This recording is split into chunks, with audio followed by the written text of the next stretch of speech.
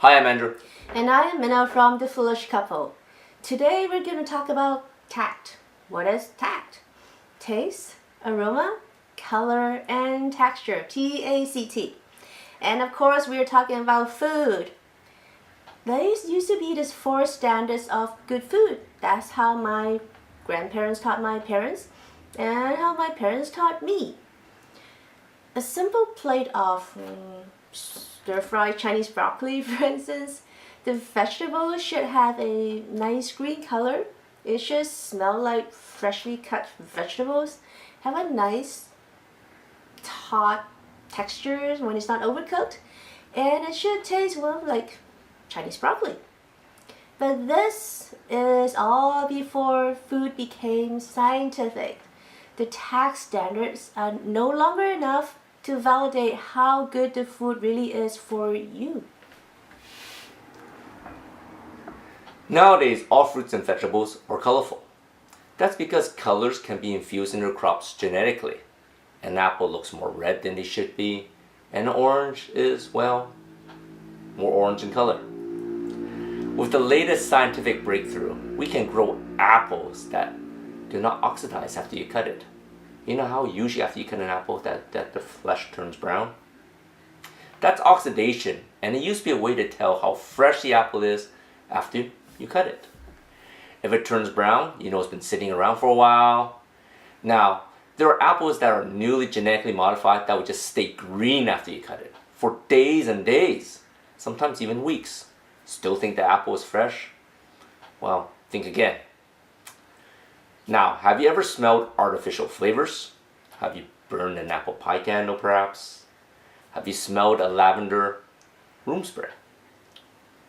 Scientists can pretty much simulate any smell that you're used to, using nothing but chemicals that are mostly toxic to humans and animals. But you won't smell the toxicity in the candle. Scientific foods nowadays are so good that they fool our senses into thinking that they are good for our bodies. What about taste? As a kid, growing up, I remember oranges to be slightly sweet with some tartness to it. These days, growers can genetically modify oranges so that they are sweeter. But sweeter oranges don't mean they have more vitamin C or that it's better for you. It just means they can help retailers sell them easier. How about this? Do you like having some fish with your strawberries? Many berries are now injected with fish DNA to keep the berries from freezing. Even though the fruit has traveled and refrigerated for long distances and handled through growers, wholesalers, distributors to the final consumer, you. How about some frog with your tomatoes? Did you know that frog DNA is injected into tomatoes because certain frogs produce a chemical that repel the pests that eat tomatoes? So now you have tomatoes that are immune to these pests because it produces the same frog chemical. Is that scientific enough for you? It's too scientific. Well, do you love to eat whole wheat toast, whole wheat pasta, whole wheat cereal, whole wheat anything? If you think that eating whole wheat is healthy for you, well, wheat as we know it is not the same that our ancestors ate. What we used to call ancient grain wheat was actually healthy. Now, ancient grain wheat grew slow and was very short, and breads made from it were hard and crumbly, just it's not good. Not that it's not what you associate with good bread, which is probably soft and fluffy, right? So when wheat growers genetically modified the ancient grain wheat so that they would grow faster and bigger and took out certain parts of the grain so that it produces the softness and fluffiness of the breads that we know today. What about whole wheat cereal? They are so heavily processed that any remaining nutrients in the wheat they're actually gone. Corn has a similar fate. The demand for corn as animal feed has grown so much that companies are turning to science to make them grow faster, bigger, last longer, and resistant to pesticides. So the traditional standards of taste, aroma, color, and texture is no longer sufficient to tell what is truly good food. Crops has been so genetically modified, sprayed with all types of pesticides, and fed with chemicals that will make them more sustainable in harsh weather, to grow faster, to last longer in stores, well, just to make them look prettier. And they're all perfectly shaped and sized. Rarely do you see ugly fruits and vegetables in stores. Now, how about eating out at restaurants? The aroma of fried foods always tricks you to go where the smell's coming from, right? Whether it's fried chicken, fried Twinkies, or even French fries. Your mind is tricked from an earlier childhood memory of how good fried foods taste. Eating too much fried food is actually bad for you, but moderation is okay once in a while. However, choose your fried foods carefully. They may all smell great, but if the French fries are a dark brown color, then it's either over fried or the oil that was being used is really old. We recently went to an Asian restaurant that was crazy busy during weekends, and it's known for its great food at great prices. Well, we weren't impressed as we found the food to be drenched in poor quality oil, and the meats were just overly tenderized with baking soda and seasoned with a lot of MSG and who knows what else to mask the taste of the low quality ingredients. And the soup, it was just cooked in MSG.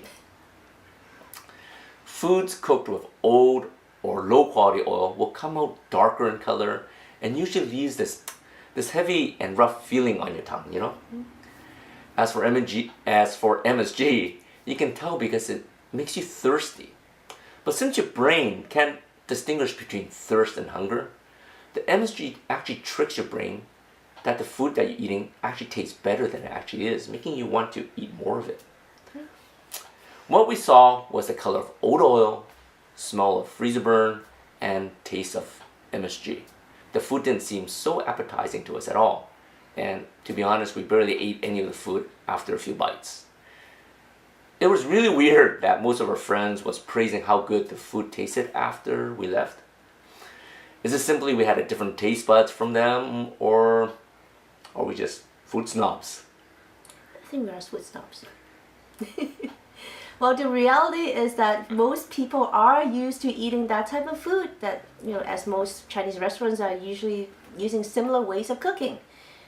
They just mentally relate that specific taste and feeling of the MSG with the oil with home cooked, a warm feeling. They just relate it to this warm, fuzzy feeling.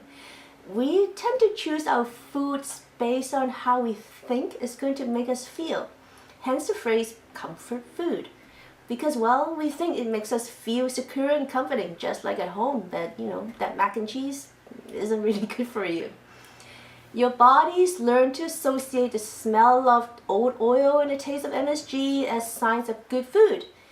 It's these chemicals that have hijacked our brains and their bodies to crave oily foods and MSGs and chemicals. Then what should the new standards of food be? Well, we think good food must start with good toxic-free ingredients. If you consistently eat real food that is minimally processed, eventually you train your taste buds to relate these good, clean ingredients to being good food. And once you relate taste buds are trained, your brain will learn and will tell you to keep eating well. At that point, it becomes a habit and you no longer have to think about it. I was lucky enough to grow up eating home cooked meals through my teens. My mom was an amazing cook. She was able to make all sorts of exotic Chinese dishes, and my older brother, well, he was an executive chef at a prestigious Chinese restaurant. My mother will always shop for fresh produce that she planned to cook for 5 days, and everything was made from scratch. MSG was never used, and food was slightly stir-fried in oil, never heavily drenched in it. My favorite dish my favorite dish, which was deep fried pork chops, was always slightly battered with egg white and a little bit of flour, salt and pepper, and lightly fried to a nice light tan color. As for my brother, he spoiled me to how high quality Chinese food should taste like. He taught me what to look for when going to restaurants, how to tell good quality from low quality ingredients, and what to look for when they try to hide the taste or smell of low quality ingredients. Maybe that does make me a food snob, and why restaurants we find good may not taste so good to others. When I say good ingredients, meats and vegetables should be fresh before they are cooked. This retains their natural colors, textures, and taste. This should not be heavily seasoned, marinated, over tenderized, or fried ahead of time. Real food? Of course everything is real food, right? Well, dishes should come out looking like it did with the fresh ingredients it was prepared with. If you order a fish dish, there better be a fish in that dish. Not just a few pieces of it in the dish. Order a beef dish. I prefer to see a whole steak, or at least a few slices of steak in the dish, not just bits and pieces. Not knowing where the cuts of the beef came from.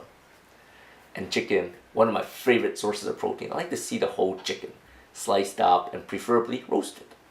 If serving chicken breast, I prefer to see the whole breast rather than just bits and pieces, just like the beef.